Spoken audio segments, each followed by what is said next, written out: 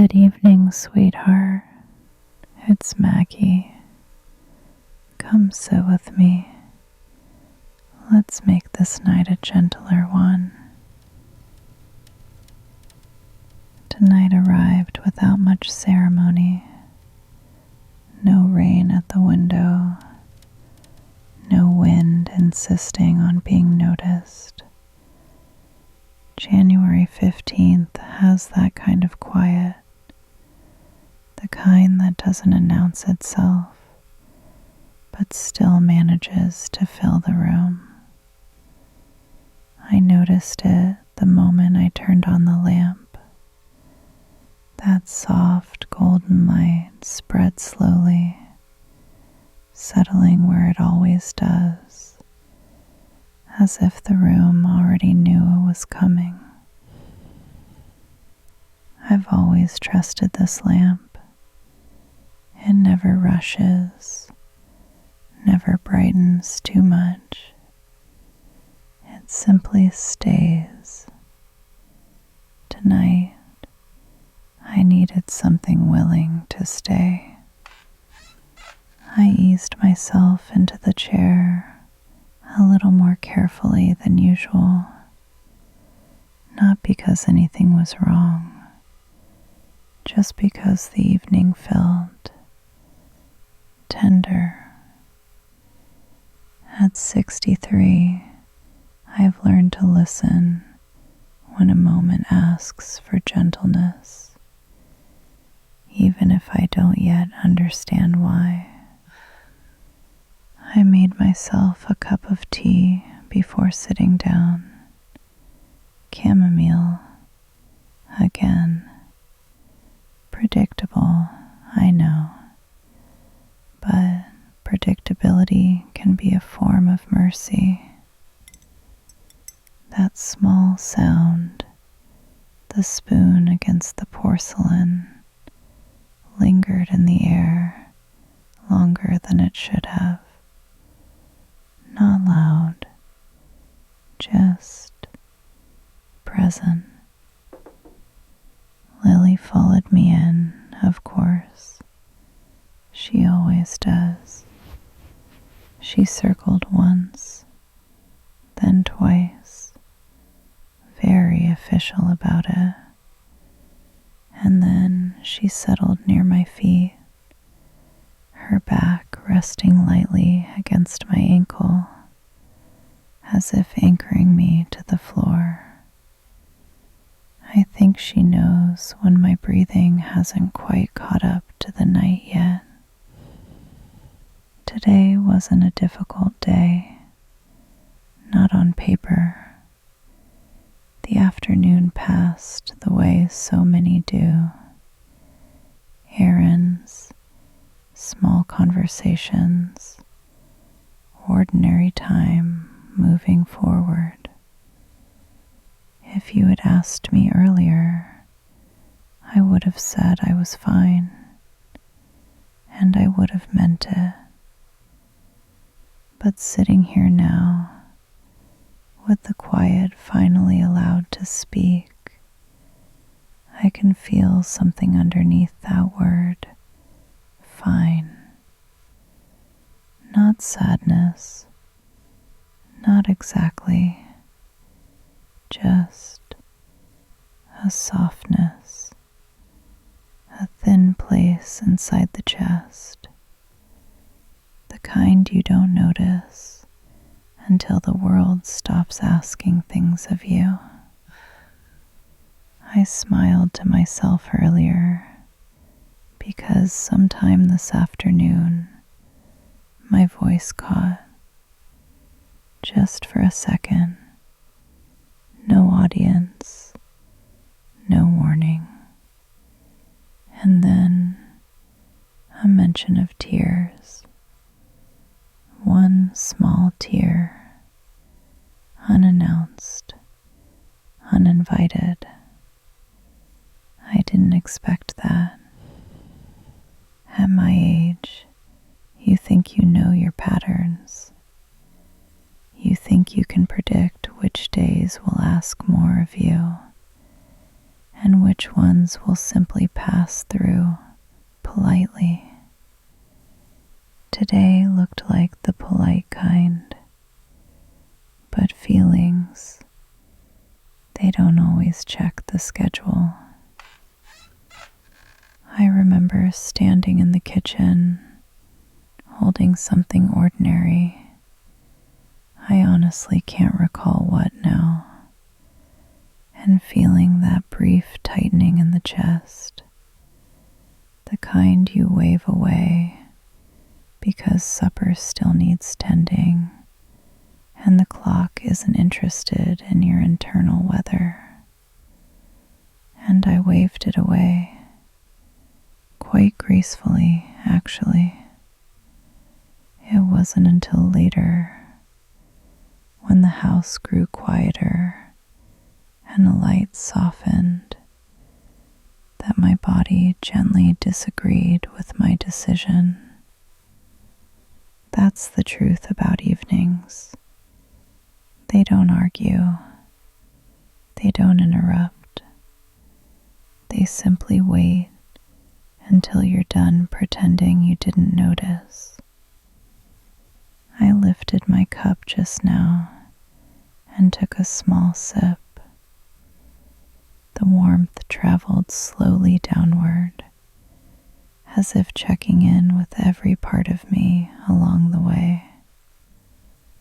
That's when I realized my shoulders had been holding themselves just a little too high all day. There's nothing wrong with a soft cry you didn't expect. No explanations required. No fixing necessary. Sometimes it's simply the body setting something down once it finally feels safe enough to do so. Lily sighed, a long, sleepy sound, and pressed herself a bit closer to my foot. I took that as permission to stay still for a while. So here we are, sweetheart. A quiet January night, a steady lamp, a warm cup, and a feeling that doesn't need to be solved, only noticed. Let's stay right here for a moment. There's more of this evening to unfold, and we don't need to rush it.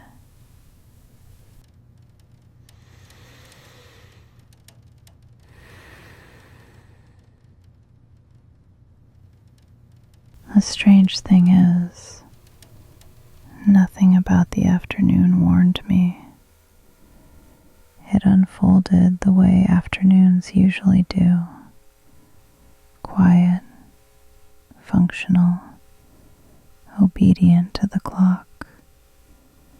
I left the house with my keys in hand, my coat buttoned just enough, my thoughts neatly stacked where they belong when you expect nothing in return from the day. The sky was pale, not bright, not heavy, just there. January light has a way of flattening everything. Colors, sounds, even expectations. It doesn't argue with you. It simply accompanies. I remember walking slower than usual, not because I was tired, but because something in me had already begun to loosen. There was a moment, small enough to be missed, when someone passed me on the sidewalk. We nodded. That brief, polite exchange strangers offer when they share the same stretch of cold air. And for reasons I still don't fully understand, that nod stayed with me. Not the person, not their face, just the acknowledgement.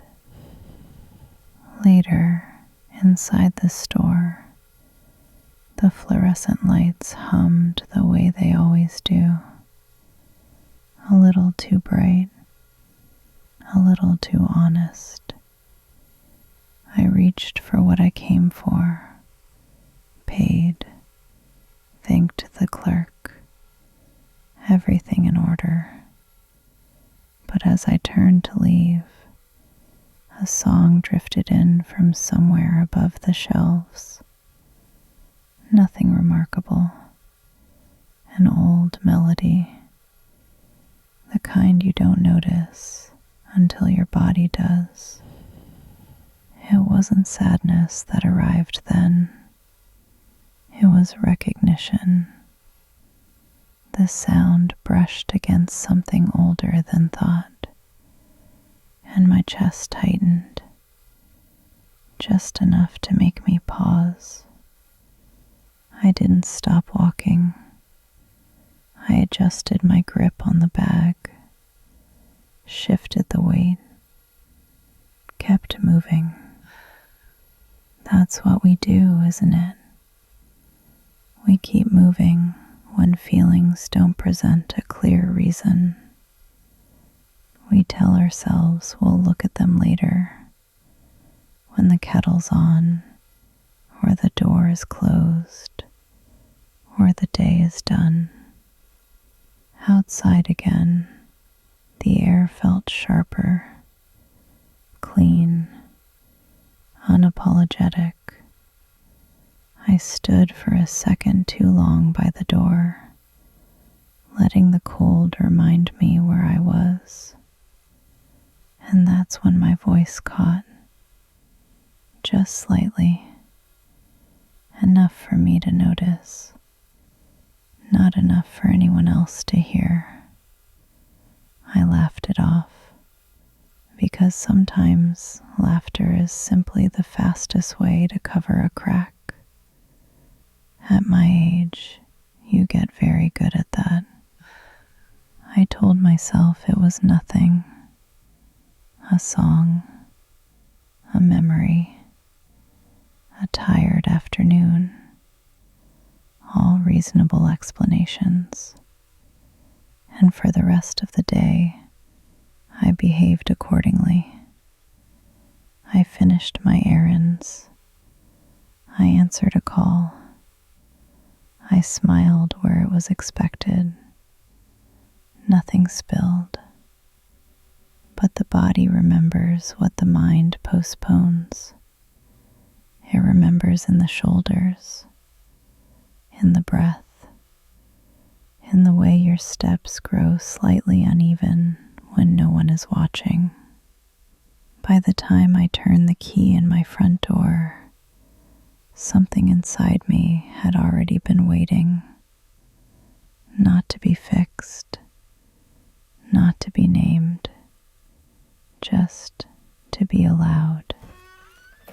The house greeted me the way it always does, with quiet. And in that quiet, the afternoon finally caught up with me. That's the thing about certain moments. They don't hurt when they happen. They hurt when you stop holding them up. I didn't cry then. Not yet. But something had shifted. A small internal weather change. The kind you don't notice until you sit down and the room grows still enough to hear it. And that is what this evening has been listening to.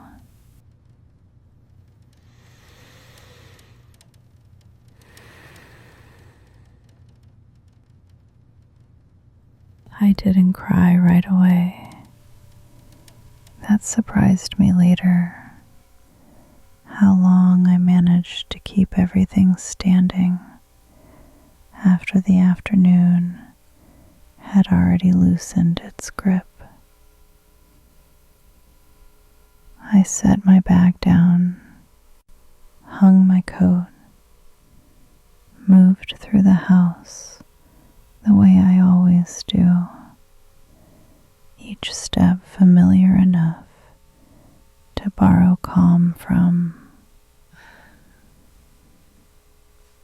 The house didn't ask me anything. It never does. It simply opened itself. The soft light, the still air, the quiet patience of rooms that have known me for years. I remember touching the back of the chair as I passed it, just briefly. The fabric was cool, the kind of cool that reminds you how long something has been waiting. And that's when it happened. Not suddenly, not dramatically, just enough. One tear, a single one. It slipped down without warning, without a story attached, without even the courtesy of explaining itself. I didn't wipe it away right away. I stood there, slightly puzzled, as if my own body had spoken in a language I hadn't planned to hear. It wasn't grief. It wasn't sadness, the way we usually name it. It felt more like release, a quiet loosening, something finally allowed to step out of holding. At 63, tears behave differently. They don't arrive with apologies. They don't make speeches.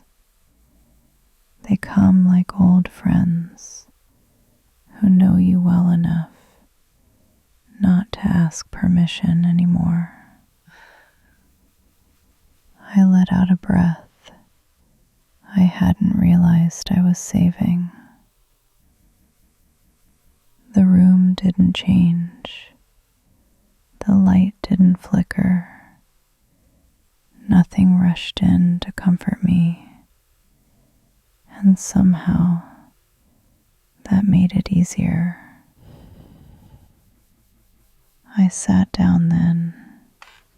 The chair responded with that familiar sound, the one I've stopped being embarrassed by.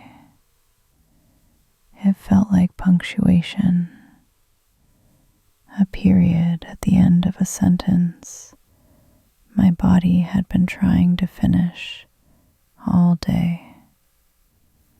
I reached for my cup, more out of habit than need.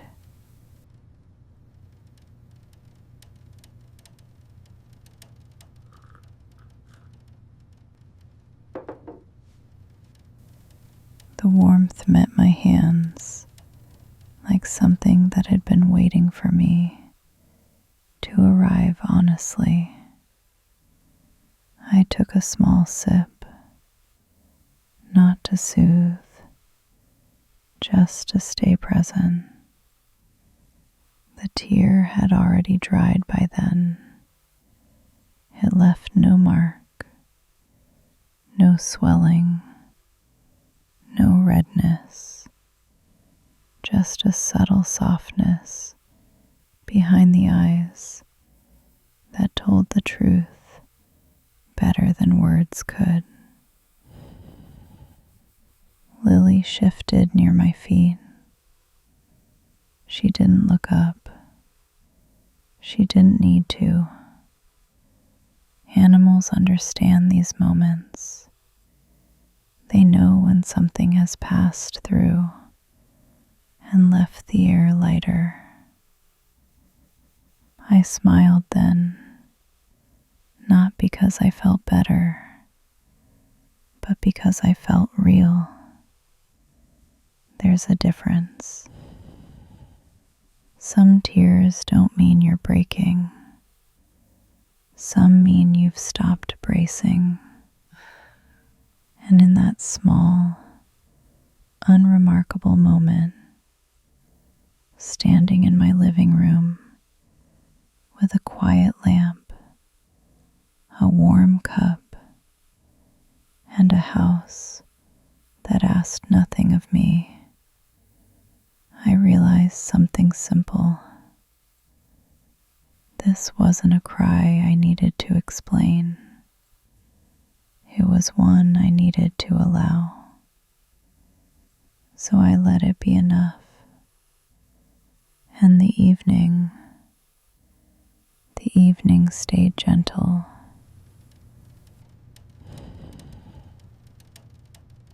There's something I've learned quietly over the years.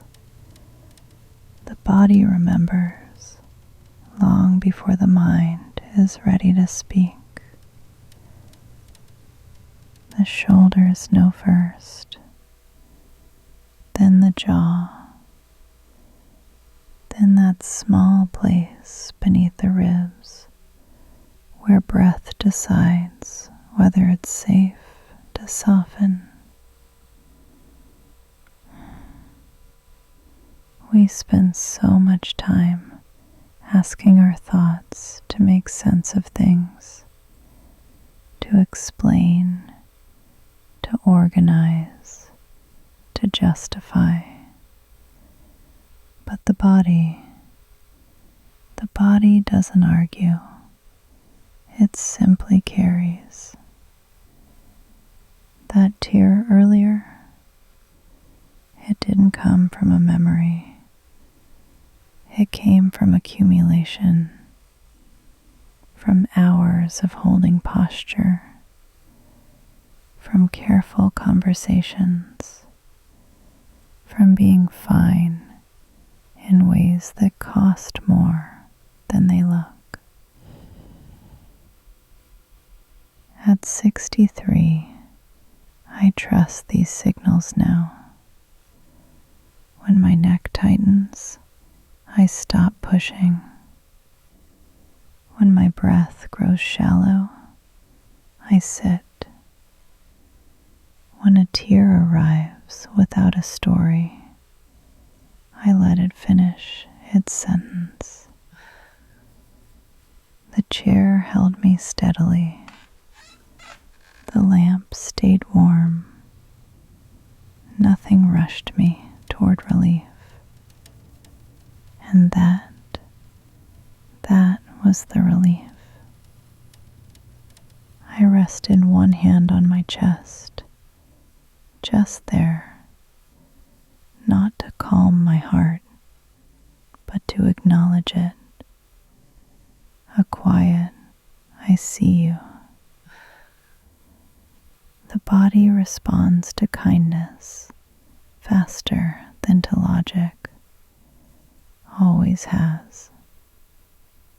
I felt my breathing shift, not deeper, just less guarded, like a door being unlocked from the inside. Somewhere in the room, the heater clicked on.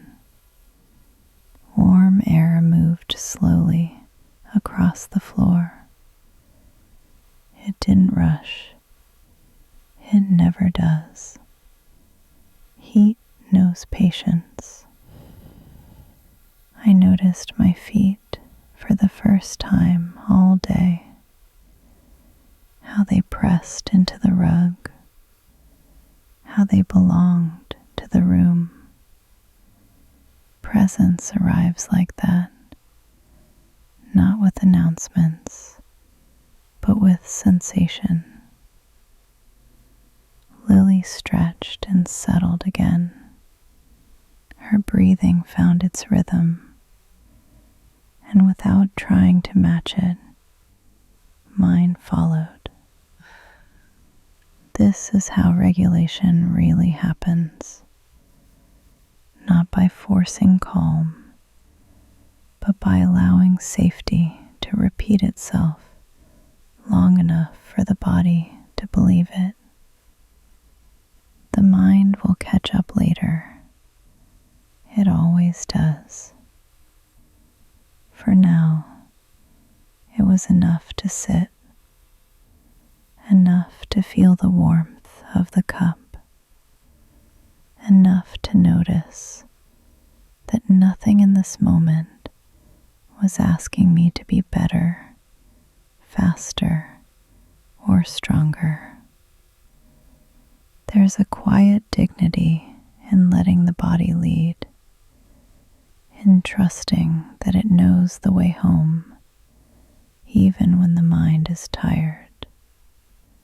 So I stayed there, breathing, held by a chair that knows my shape, by a house that recognizes my footsteps, by an evening that had no agenda. And slowly, without effort, the weight I'd been carrying all day set itself down. Not gone, just resting. And that was enough for now. I would let it, not as an ending, but as a gentle continuation. Just rest now, sweetheart. The light is steady. The chair is strong. And everything important has already been done.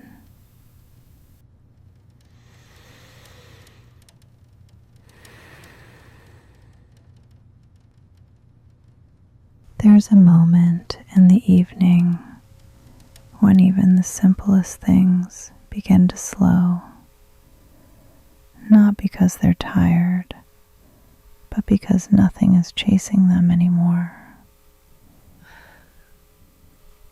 The cup rested between my palms. Its warmth had softened, no longer hot, just steady.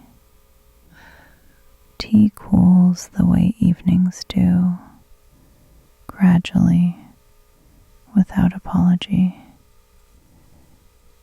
I took a small sip, not for the taste, for the pause it created.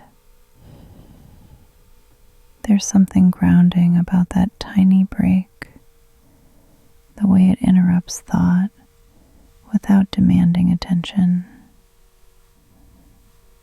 The lamp continued its quiet work. It didn't brighten, didn't dim. It simply remained. And somehow, that felt generous. At this hour, light doesn't need to guide. It only needs to stay close. I noticed my eyelids growing heavier, not sleepy, just willing. There's a difference. Sleep doesn't arrive by force. It arrives when the body feels permitted. I shifted slightly in the chair. The blanket followed, adjusting itself the way something familiar always does. I've learned to trust these small signals.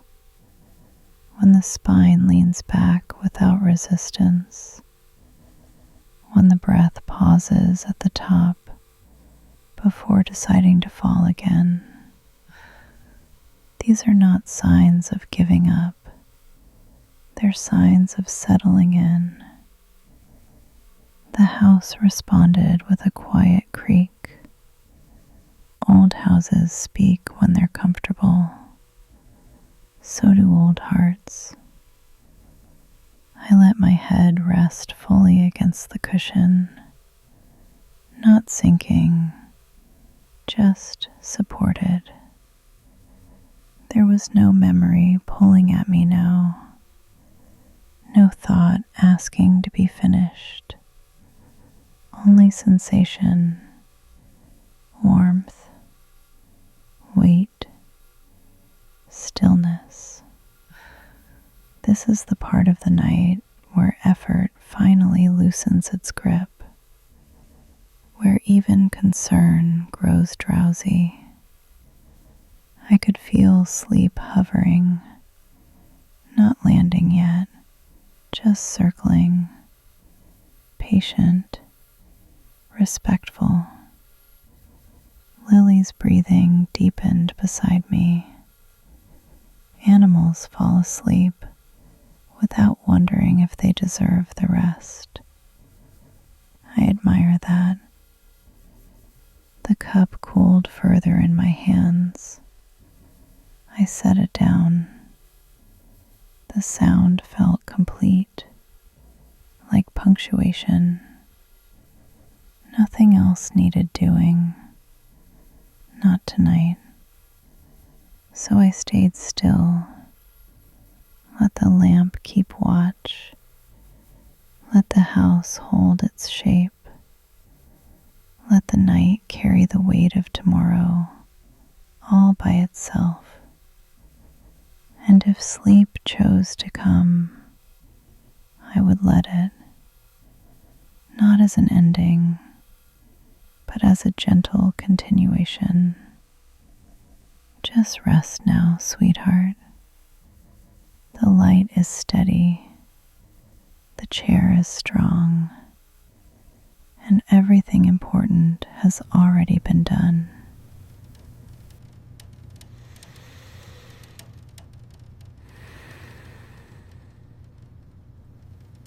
There's a point to the night when words begin to feel unnecessary, not because there's nothing left to say, but because everything that mattered has already been heard. The room felt heavier now, not in weight, in presence. The lamp's glow rested low along the floor, no longer reaching, only accompanying. I didn't move. The chair held me. The stillness wrapped itself around my shoulders like something familiar. Breath came slower, not measured, just allowed. At this hour, the body stops explaining itself. Muscles soften without permission. Thoughts drift without conclusion. Sleep doesn't arrive like a visitor. It arrives like recognition. I felt that recognition settle in my chest. A warmth, a letting go.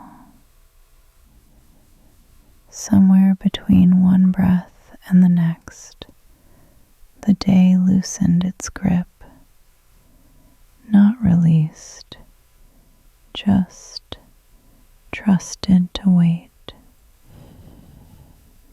The house sighed. Even old walls know when it's safe to rest. I thought very faintly how many nights I've sat just like this. Different years, different worries, same quiet ending. Time moves forward, but evenings return. There was was no need to follow any thought now. They could pass, like clouds that don't require weather. The lamp flickered once, then steadied. I trusted it, just as I trusted the night to finish what I no longer needed to carry. Sleep hovered closer, not pressing, not pulling, simply present. I let my eyes close fully, not as a decision, as a response. And in that soft darkness behind the lids, there was nothing missing, no question waiting, only rest. If dreams came, they would come gently. If not, the quiet would stay. Either way, I was held. Good night, dear heart.